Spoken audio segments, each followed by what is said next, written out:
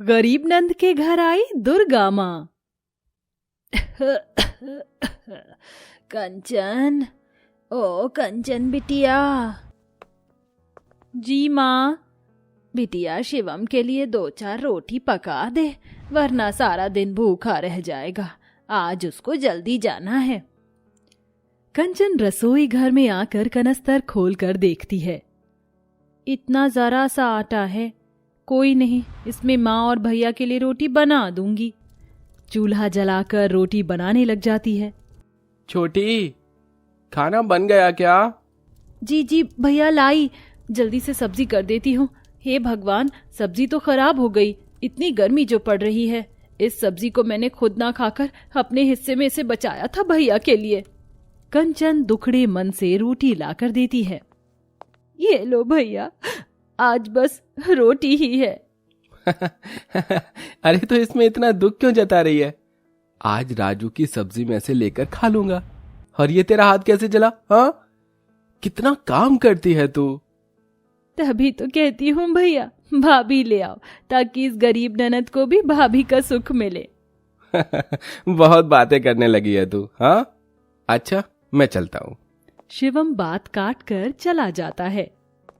भैया को तो रोटी देकर भेज दिया, लेकिन माँ तो पहले ही इतनी बीमार है, वो सूखी रोटी कैसे खाएंगी? अरे हाँ, मुझे तो याद ही नहीं था, मैंने अपने आंगन में धनिया भी बोया है, चटनी पीस देती हूँ। कुछ देर बाद, ये लो, उठो माँ, खाना खा लो। बिटिया, सारी रोटी तो तूने मुझे दे दी, अपने लिए एक भी नहीं बचाई, तू क्या खाएगी? मैंने तो कब का खा लिया माँ, दुर्गा माँ का भोग उतारा था तो वही मिश्री खाकर पानी पी लिया, मेरा पेट भर गया। ये सुनते ही गोदावरी की आंख में से आंसू छलक गए। जरा से 2-4 मिश्री के दाने से तेरा पेट भर गया। दिन रात दुर्गा माँ की भक्ति करती है, फिर भी क्यों तेरी माँ को हमारी गरीबी और दुख दिखाई नहीं देते? क्यों मूरत बनी बैठी है ये? बीमार शरीर और घर की गरीबी से झुंझलाकर गोदावरी दुर्गा माँ को कोसने लगती है, जिससे कंचन रोते हुए बोली, माँ, भगवान के लिए मेरी दुर्गा माँ को कुछ मत कहो। आज हम गरीबों की थाली में भी 2 रोटी वही दे रही हैं। देखना, एक दिन दुर्गा माँ सारे कष्ट हर लेंगी। कंचन दुर्गा माँ पर अटूट विश्वास करती थी। वहीं शिवम काम पर जा रहा होता है, तभी मधु उसका रास्ता रोक लेती है। तुम इस तरह से नहीं जा सकते। अरे मधु, ये तुम बीच सड़क पर क्या कर रही हो? ऐसे अच्छा थोड़ी लगता है। और मुझ जैसी इतनी खूबसूरत लड़की का दिल तोड़ते वो तुम्हें अच्छा लगता है? कब करोगे तुम मुझसे शादी शिवम? 2 साल हो गए। देखो, आज मैं तुम्हारे लिए अपना घर भी छोड़कर आ गई हूँ, क्योंकि मेरे पिताजी मेरी जबरदस्ती शादी करा रहे हैं। मैं तुम्हारे बगैर नहीं रह सकती। मधु झूठ मूठ में रोने लगती है, जिससे मजबूर होकर शिवम उससे शादी कर लेता है। चलो, मेरा एक सपना तो सच हो गया, शिवम से शादी कर ली। अब मुझे अपने बुढ़े बाप के झोपड़पट्टी जैसे घर से छुटकारा मिल गया। ज्यादा नहीं तो शिवम का घर 2 मालों का बड़ा मकान तो होगा, वहां मेरी जिंदगी ऐश में कट जाएगी। मधु शिवम को फंसाकर एक मौज की जिंदगी सोचकर उससे शादी करती है, लेकिन गरीब ससुराल देखकर उसका मुंह बन जाता है। भैया, ये आप किसे लाए हैं? भाभी हैं क्या? हाँ कंचन, ये तेरी भाभी हैं। हाँ, भाभी आई हैं। कंचन दुर्गा माँ की मूर्ति के आगे खुशी के आंसू बहाते हुए बोली, धन्यवाद दुर्गा माँ, आज मेरा परिवार पूरा हो गया। मेरे छोटे से घर आंगन में भाभी आ गई। पता नहीं मेरी गरीब नंद कहाँ जाकर मर गई। कितने सपने देखे थे मैंने, मेरा ससुराल आलीशान होगा, मगर निकला क्या? गया गुजरा मिट्टी की झोपड़पट्टी, सारे सपने खाक में मिल गए। आइए मधु भाभी, अंदर आइए। 1-2 दिन गुजरते ही मधु अपना रंग दिखाने लगती है और कंचन को दुर्गा माँ की पूजा पाठ में रोक टोक करती है। अरे ओ महारानी, कितने तेल में जोत जला रही है, जैसे तेरा बाप कोलू की मील छोड़कर गया है। 2 मिनट के लिए जोत जलाकर बुझा दिया करो ना, उससे ज्यादा तेल नहीं लगेगा। अपनी भाभी के इस कंजूसी भरे बर्ताव से कंचन का दिल उदास हो जाता है। अब गुजरते दिनों के साथ नवरात्रि पर्व शुरू हो जाता है। डरते डरते कंचन नवरात्रि करने की इच्छा जताती है।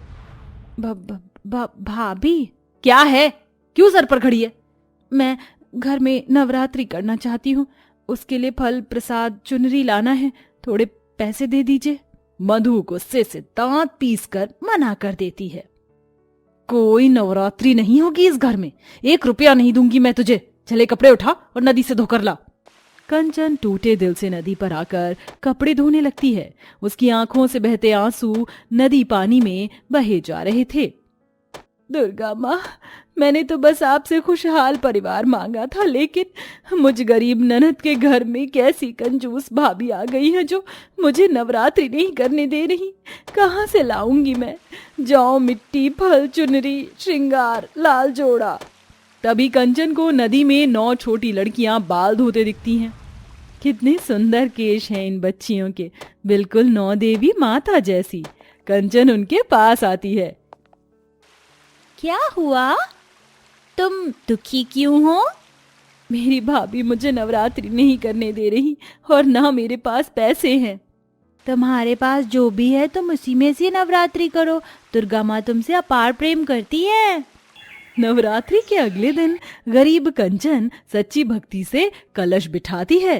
हे शेरों वाली माँ, इच्छा तो बहुत थी कि नवरात्रि पर तुम्हें पंचमेवे का भोग लगाऊं, अपने हाथों से लाल जोड़ा पहनाऊं माँ, लेकिन ना कर पाई। क्षमा करना माँ, बस मेरा नवरात्रि व्रत सफल करना। मैं भी देखती हूँ कि मेरी ये गरीब ननद 9 दिनों तक बिना खाए पिए कैसे रहती है। इसी तरह से दिन गुजरते हैं। माता रानी की दया कृपा से 8 दिन बीत गए हैं। कल कन्या पूजन है। पता नहीं कन्या पूजन के लिए भी भाभी मुझे पैसे देंगी या नहीं। माँ दुर्गा, उनका दिल दया से भर दो माँ। कंचन मधु के कमरे में आती है, जहां वह चुप चुपा कर काजू बादाम खा रही थी। ओए होए, क्या मीठे काजू बादाम हैं, एकदम अमृत जैसे। मधु भाभी, ऐसे कैसे बेलगाम घोड़ी की तरह कमरे में घुस आई तू? माफ कर दीजिए भाभी। हाँ ठीक है, अब बोल, किस लिए आई है? भाभी, कल 9 दुर्गे कन्या पूजन है, मुझे कंजक खिलाना है, थोड़े पैसे दे दो। तूने फिर शुरू कर दिया अपनी दुर्गा माँ का राग अलापना। बड़ी मुजोर है तू ये। पकड़ 50 रुपए, कन्याओं को केले बांट देना और 1-1 रुपया दे देना, इतना बहुत है। भाभी थोड़ा और खर्च कर लीजिए, नवरात्रि अच्छे से हो जाएगी। कंजक खिलाने से दुर्गा माँ प्रसन्न होती हैं और आप देखिएगा दुर्गा माँ इसका फल देंगी हमारे घर में। ये सुनकर लालच के भाव से मधु कंजक खिलाने के लिए मानकर पैसे दे देती है। कंचन प्रसाद बनाने का सारा सामान लेकर रास्ते में से लौट रही थी, तभी वही 9 छोटी बच्ची मंदिर की सीढ़ियों पर बैठी दिखती हैं। दुर्गा दीदी, मुझे भूख लगी है। हाँ, मुझे भी भूख लगी है। अरे, तुम सब यहाँ क्यों बैठी हो? आज छोटी कंजक थी ना, इसीलिए हम मंदिर में चले आए थे ताकि हमें अपने घर कोई बुला कर ले जाएगा, लेकिन हम गरीब है ना, इसलिए कोई हमें कंजक खिलाने नहीं ले गया। क्या तुम हम 9 बहनों को अपने घर ले चलोगी? हाँ, तुम सब मेरे साथ मेरे घर चलो। कल मेरे घर में नवमी पूजन है, मैं तुम्हें ढेर सारा हलवा, पूरी, चने का प्रसाद खिलाऊंगी। 9 कन्याएं कंचन के साथ उसके घर आ जाती हैं। उनके बिगड़े चेहरे को देखकर मधु मुंह सिकोड़ लेती है। अरे ओ मेरी गरीब ननद, ये तुम किन्हीं भिखारिन गरीब को उठा लाई। ऐसा मत कहो, कन्याएं तो माँ दुर्गा का रूप होती हैं। छोटी कन्या की इस बात से मधु भड़क कर बोली, बित्ते भर की लड़की बातें कितनी बड़ी करके दिखा रही है, जैसे देवी दुर्गा हो। भाभी, आज रात के लिए इन बच्चियों को यहाँ ठहरने दीजिए, कल कंजक खिलाकर मैं इन्हें विदा कर दूंगी। ठीक है, तो इन्हें जमीन पर ही सुलाना, खबरदार जो मेरा बिस्तर गंदा किया। 9 कन्याएं एक लाइन से जमीन पर लेट गईं और कंचन उनके पैरों के पास रोते रोते सो गई। जब यह कन्या जमीन पर सो रही हैं तो मैं बिस्तर पर कैसे सोऊंगी दुर्गा माँ। नवरात्रि की सुबह कंचन जब प्रसाद बनाने के लिए उठी तो उसने देखा कि वह गरीब 9 कन्याएं गुड़हल के फूलों के लगे बिछौने पर सोई हैं। ये फूलों का बिस्तर कहाँ से आया? दुर्गा माँ, मैं जानती हूँ ये आपका ही चमत्कार है। थोड़ी देर में कंचन पूरी, हलवा, चने बनाकर उन कन्याओं की चोटी बनाती है। सभी एक कतार में बैठ जाती हैं। जल्दी से प्रसाद लाओ, बहुत भूख लगी है और इंतजार नहीं होता। बस अभी लाई।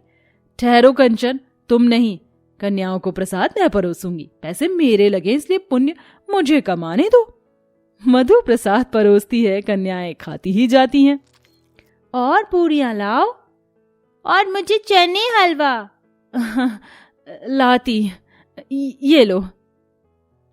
बस इतना सही दोगी? इतनी कंजूसी से कंजक खिलाओगी तो दुर्गा माँ तुम्हें फल नहीं देंगी। ये सुनते मधु चिढ़कर गुस्से से सारी पूरी डाल देती है। और प्रसाद लाओ। अब कुछ नहीं बचा, मेरा पूरा घर खा गई, लेकिन तुम्हारी भूख नहीं मिटी। अब कुछ नहीं है। क्यों झूठ बोलती हो? जाकर देखो तुम्हारी रसोई में कितना कुछ भरा है। दोनों ननद भाभी जैसे ही रसोई में गईं, वो 9 कन्याएं एकदम से गायब हो गईं। कंचन ने देखा पूरी रसोई अन्न धन के भंडारों से भरी थी। वह आंसुओं के साथ बाहर आई, जहां पैरों के निशान छपे थे। कैसे कैसे आखिर मैं ये पहचान ना पाई कि मेरे घर मेरी दुर्गा माँ आई थी। तभी दुर्गा माँ की मूर्ति से आवाज आई, कंचन, तुम्हारी भक्ति सच्ची है। मैंने जो अन्न धन इस घर में दिया है वह कंचन की भक्ति की भेंट है। मधु, कपट करना छोड़ दो और फिर कभी अपनी ननद को दुख मत देना, वरना मैं तुम्हें दंड दूंगी। नहीं नहीं नहीं, दया करो दुर्गा माँ। कंचन, मुझे माफ कर दो। आज के बाद मैं तुम्हारे साथ बुरा बर्ताव नहीं करूंगी। दुर्गा माँ की दया कृपा से कंचन की दुख भरी जिंदगी खुशियों में बदल जाती है।